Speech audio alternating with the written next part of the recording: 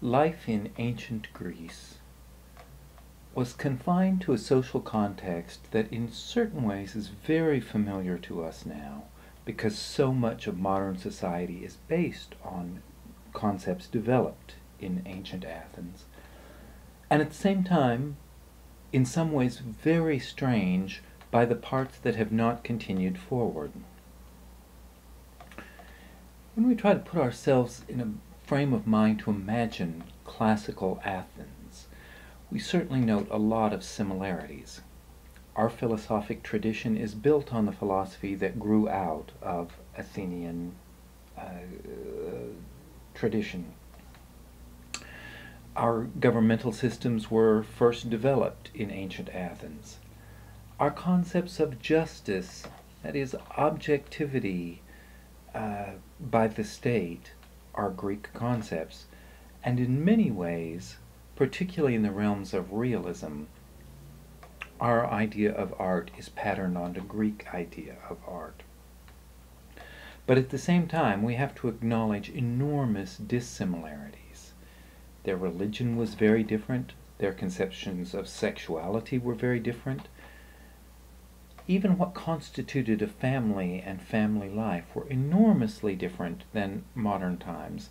And, of course, the presence of warfare, but the very different ways in which war was waged, make then quite different from now. Greek life, particularly in ancient Athens, was divided carefully into social classes. The wealthiest class was the aristoi, the aristocrats, a word that literally means the best men. And underneath them was a class of freemen, that is, citizens, free-born, not slaves, in the territories of Athens and its outlying areas. Under them was a group called the metics. Metics were people who had come to live in Athens that were free-born elsewhere, but were here considered immigrants. And they would never be full citizens. They would always be resident aliens, the term we would use in modern life, but they were very honored and sometimes included in very special ways in public life, but they still were a separate social class considered lesser than citizens. And beneath them were slaves. Interesting in the sense of social classes that particularly in Athens and its attached territories, women had no independent status. Their status was whatever their husband's status was, or if they were not married, the status of their fathers. They were essentially prohibited from public life, so their status was mostly only about their marriageability in the first place, because they would be homebound. Now, that was not true in all Greek territories. In Sparta, for instance, women not only had equal status to men, but they did take quite an active part in public life. They had a different role, but they were not confined to the home.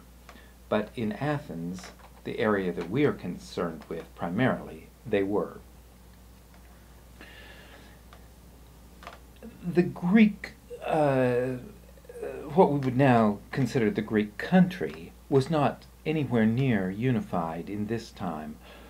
The status of cities was that they were independent states, city-states, and they were loosely allied into three confederacies: Athens and its allied states, which you can see here in orange, ringing the Aegean; Sparta and its allies, which mostly sat on the Peloponnese, but also surrounded the area of Thebes, and eventually Macedonia, where Alexander the Great was born, became part of that particular empire.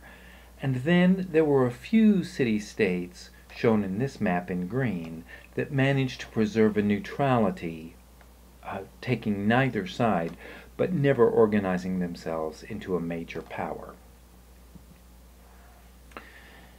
City-states were somewhat these, excuse me, let me see if I can get my thoughts together. The idea of a city-state can be somewhat strange, but if you live in the Bay Area, it's easier to imagine that a city-state is not just the city, like not just San Francisco, but more what we would think of as the surrounding areas that are related to the city as well. In ancient times around Greece, a city-state was usually a major city that sat inland at some defensible place, but it had some sea access, a port, usually down a hill, and it was surrounded by agricultural areas, small towns that connected to it. In this sense, we might think of San Francisco as a modern city-state.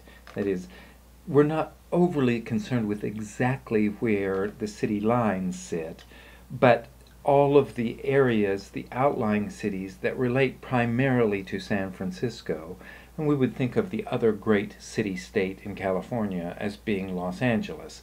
Again, an area that has a port, has a major city, but has a lot of smaller towns associated with it that are really economically part of the same system. City-states were mostly either Dorian or Ionian, in the way that we were just looking at that previous map. Athens and its allies were the Dorians, Sparta and its allies, the Ionians. And originally, these city-states emerged under kings, that is, hereditary rulers. But within a couple hundred years of the previous to the classical period, those kings had lost a significant amount of their power, and their fellow aristocrats had become so powerful that really we would think of it as being ruled by an oligarchy, a king who shared power with the nobles, this ruling class. But eventually, some of those nobles became powerful enough to overthrow the kings and institute themselves as rulers. Those rulers, who were the absolute ruler of the city, but not the hereditary king, were called by the Greek name tyrants. They really weren't necessarily tyrants in the modern sense, in the way we now use the word, to mean somebody who was evil and oppressive. They simply were someone who came into the kingship by some manner other than inheritance. The play that we now call Oedipus Rex, or Oedipus the King, in Greek is often termed Oedipus Tyrannos, Oedipus the Tyrant, but it merely means Oedipus who inherited the throne, or who took over the throne by a system other than inheritance. It turns out he actually is the old king's son, of course, that's the great twist in the play, and he was the actual king, but he didn't know that, so he was Oedipus Tyrannus. And then, again, the people became so powerful that they overthrew their tyrants, and they set up a democracy. Now, of course, it was what we would call a limited democracy, because women could not vote, slaves could not vote, metics could not vote. Only citizens, male citizens, could vote. But it was a much more direct democracy than we are used to, because they did not have a kind of legislature. The entire population of the city came to meetings to vote. So when they went to war, for example, voted to go into war, the people who were actually fighting the war went and voted. That's very different than in our times, when men my age, older men, declare wars, but men your age, like students, actually go fight those wars. The Greeks were independent, each city was independent of the other, but they were eventually forced to pull together because of the great threat in the classical period from the Persian Empire. Darius the Great threatened to invade Greece. Well, his father, Xerxes, made an attempt and was defeated at the Battle of Marathon. and Darius the Great made a second attempt at the Battle of Salamis. Darius was a ruler of a very different kind. The Persian Empire was a kingship, and he was an absolute ruler. There was a very famous story, endlessly repeated by the Greeks in their older books, of Darius marching his army towards Greece in order to conquer it, and through the territories of one of his extraordinarily wealthy noblemen. But it was a huge army, and just billeting the entire army on the nobleman's property threatened to bankrupt the nobleman forever. But the nobleman, knowing he had no choice, the king was marching through his territory and was using the territory, said to Darius that he sought no reward. In fact, he was sending his 12 sons with Darius as a marching army. But he wondered if the king might grant that his youngest son stay with this elderly aristocrat to care for his mother and father as they started over from scratch, completely bankrupt. And Darius, the story goes, called forth this youngest son to see what was so special about him, and then ordered him cut in half in front of his father, drug the two halves of the body a couple 100 yards apart, and marched his entire army through the space left by the two halves of the body, as a reminder that no one asks the king for anything. Certainly understandable, if that story is true, why the Greeks resisted becoming a vassal state to the Persian Empire, and they pulled together in a loose confederacy to defeat the invading Persians, once at Marathon and then 15 years later again at Salamis. Greek life was built around a concept of history/religion that was encoded in a series of myths. Greek religion was not a revealed religion, that is, there was not a book that could be pointed to as the exact religious text. Instead, it was loosely embodied in a series of myths, which were stories about their gods, stories about archetypes like Hercules, the great, strong, noble man, and stories about things like, say, the Trojan War, that were conceptually to them history, even though obviously to us it was very inflated and in many ways obviously fictional. They didn't have any kind of objective history, however. They merely had this body of myths which underrode their religion and also their entertainment forms. The first of which was to emerge was the epic poems, which were originally recited, memorized and recited, by people called rhapsodes. Homer was the first great writer who emerged of this epic poetry, the author of the Iliad and the Odyssey. And one of the things we'll notice as we read the Iliad and the Odyssey is that he was very worried about the idea of balance in life. Not too much of anything, but keeping everything in moderation. And most of the subject matter of the Iliad and the Odyssey is when characters fell out of balance, when they went too far to some extreme. Balance, as it turns out, is a central idea of Greek philosophy. It's the idea that all gifts come with costs. For instance, we would now think of the gift of prophecy, the ability to see the future, as a great gift. But in Greek mythology, the first thing that one prophesies is the manner of one's own death. When the gods give you the gift of prophecy, they also show you your own death so that the rest of your life is haunted by this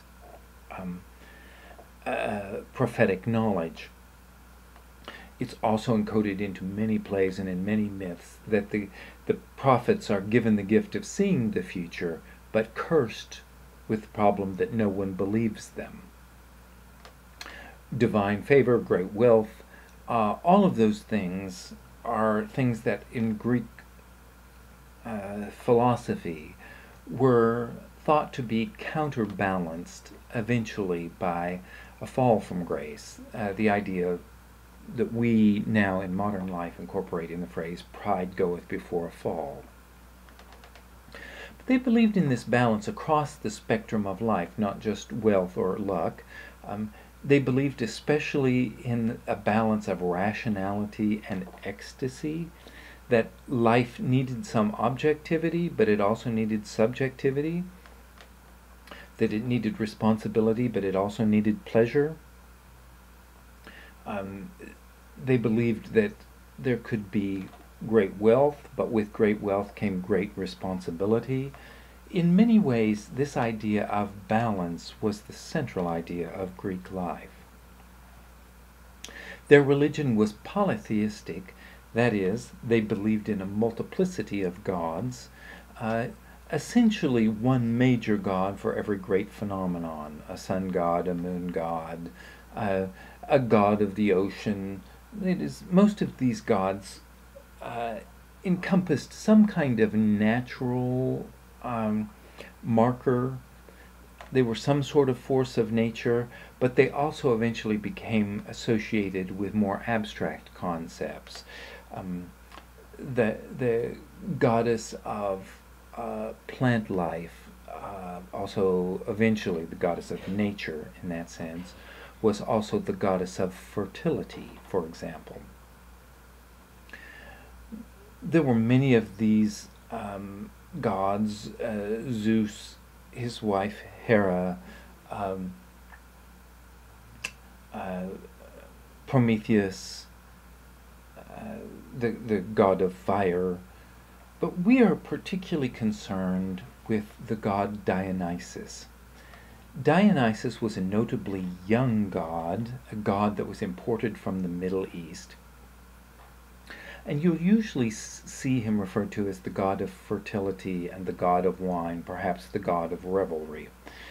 I'm afraid, however, that these are euphemisms developed over many, many centuries, especially after the Victorians, who were unwilling to speak most directly of Dionysus, who was really the god of, in an abstract sense, freedom or release. But in the sense that he was the god of related to sexuality, it wasn't really fertility that he was interested in. It was orgasmic release. That is, Dionysus wasn't actually all that concerned with whether or not you got pregnant. He was only interested in you enjoying the attempt.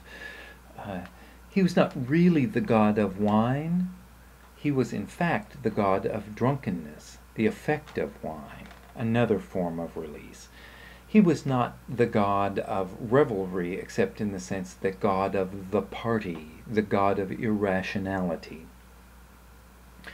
He was that counterbalancing force to too much civilization, too tight of a set of rules.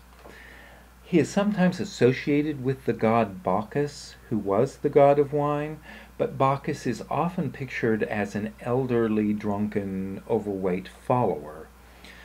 It's not uncommon in Greek mythology for gods to be associated, a godhead to develop a range of concepts. We'll encounter this again when Titania in Midsummer Night's Dream is associated with Phoebe, the goddess of the moon, who's also Diana. Sometimes those are thought as three beings and sometimes as one being. Well, Dionysus is like that. He is sometimes associated with Bacchus, but Bacchus is often pictured as a separate personality. Dionysus is a year god, a god who is destroyed, torn apart, and then recreated. That is, he undergoes a winter and comes back in the spring. We don't know the details of the worship of Dionysus. Like many Greek religions, it was embodied in a set of Dionysian mysteries. That is, a religion that was practiced inside a temple by a set of believers who kept their beliefs secret, rather like a modern secret society, the Masons say, something like that. And we don't know all the details of their worship. We have a few ideas about it, and some of them are available to you in a separate video on our class page from the Khan Academy about a room that we now think in Pompeii, decorated with frescoes, that we now think explain some things about the Dionysian mysteries. You might want to check that out. The followers of Dionysus were said originally to be these half-man, half-goat satyrs, characters that were thought to be enormously sexual, powered by a strong libido. Female followers were called the Bacchae, or the Maenads. They're the subject of a play by Euripides, also called the Bacchae. And apparently they worshipped separately, that men and women's worship was separate. This is really the subject of the play The Bacchae, about a man who is invading the women's worship, in fact, trying to deny the worship of Dionysus, trying to deny the divinity of Dionysus. We now think of this play as allegorical, as a character who's trying to deny the necessity of some irrationality, some release, some relaxation, who is eventually destroyed by too much rigidity. Dionysus, well, in fact, all Greek religion, not just Dionysian religion, was essentially local practice in lots and lots of little cults. Even in modern religions, there's not a unanimity. Sometimes when we think, say, of Christian sects or Jewish congregations, we're thinking about very, very different sets of beliefs, and sometimes even diametrically opposed beliefs.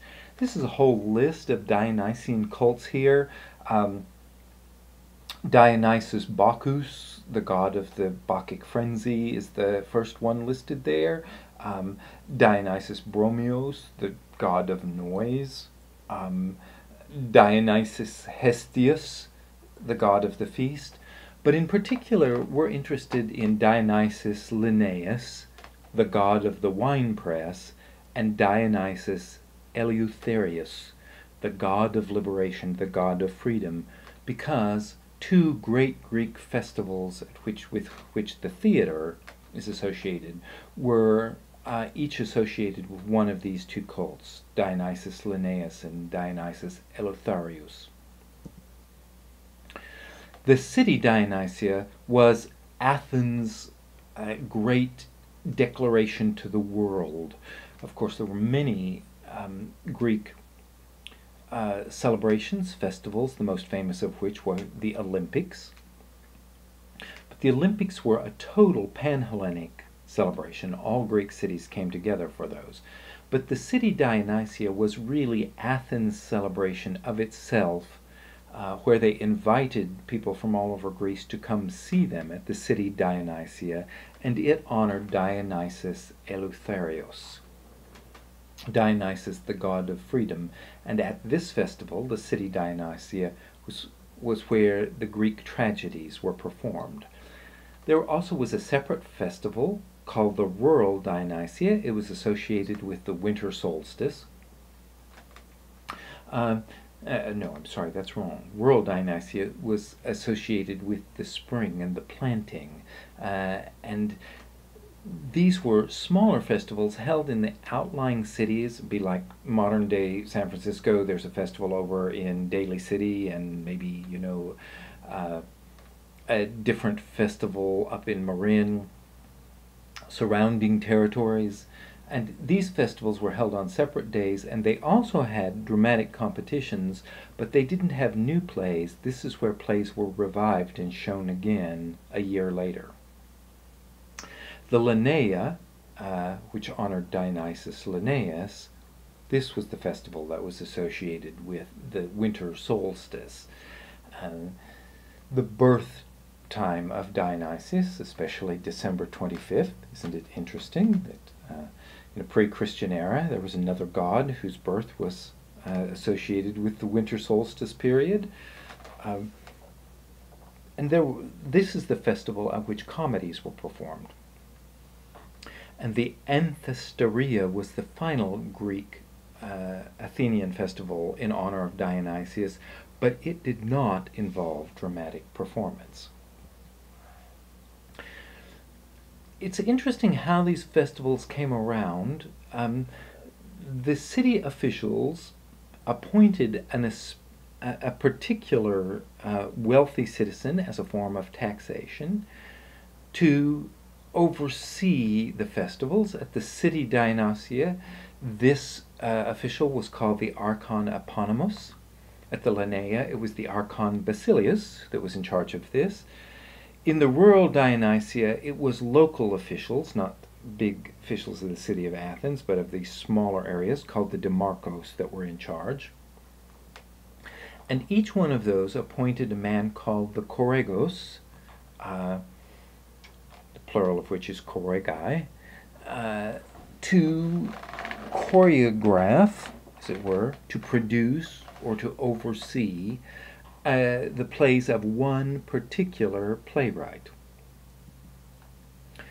When the time for the festival came, about a month before the festival, there was a preface, a proagon, where the playwrights were announced, and then each of those playwrights prepared a tetralogy, 3 tragedies followed by a satyr play, which we would now call a satire. When the actual festival started, there was a Dionysian parade. This was a parade following a large phallic sculpture. It was a very sexual parade. It ended with the ritual sacrifices of a bull, and after that, a sacred orgy. On the next day, the ancient form, the dithyrambs, were performed, 3 of those by 3 different groups in competition. And then there were 3 days of tragedies. On each day, one playwright, starting at dawn, was responsible for 3 plays which were performed, one right after another, lasting into the early afternoon, and then after the 3 tragedies, they were followed up with a satyr play. That same pattern took place for 3 days in a row. On the 4th day, there was a day where comedies were performed, and then on the 5th day, there were awards. The entire city got together to vote which of these tragedies would be their winner for that year. In a separate video, I've explained something about those voting procedures and the oddities of those voting procedures, but the awards are given. And then there's a follow-up event at which citizens were allowed to come, particularly to talk about problems with the festival. There was kind of a post-mortem, but it was especially true, say, citizens would come and say, well, during the parade, drunken revelers got out of hand and they destroyed something in my house and the city, my front yard, for example, and the city would award them some kind of payment in response for this, for the problems that they encountered. This is also, however, where accusations of cheating might take place, which was a very serious matter, fixing the vote, problems like that. And sometimes this led to quite severe events, including death penalty for some people who picked fights or created problems during the course of the festival, or failed to honor the god, who somehow blasphemed the god during the festival. The final thing that we might think about in this time is that in this case we've spent so much time talking about the social conditions that promoted the theater, that is, the worship of this particular god and the conditions in Athens that made it into a festival of tragedy, dedicated to tragedy. But we also have to talk about some of the difficulties the prohibitions, and the biggest prohibition to the theater, and in fact in general in Athens, was the prohibitions that stood around women's lives. Their lives were very segregated, restricted to their home. They, except for shopping, didn't leave the home at all. There was no public forum in which they were allowed to speak. There's a little bit of debate if they were allowed to go to the theater, but given the nature of public life in this time, seems very probable that they were not. And those circumscriptions lead us to a lot of concerns about how representative Greek tragedy can be about the actual nature of life in ancient Greek times. It was, of course, therefore, all coming from a man's point of view. And we'll want to think about that particular prohibition and some of the effects that that prohibition might have had on our understanding of Greek life and how the theater played out in that time. That's at least an overview, however, of the social conditions of ancient Athens that let us start thinking about theater in that time period.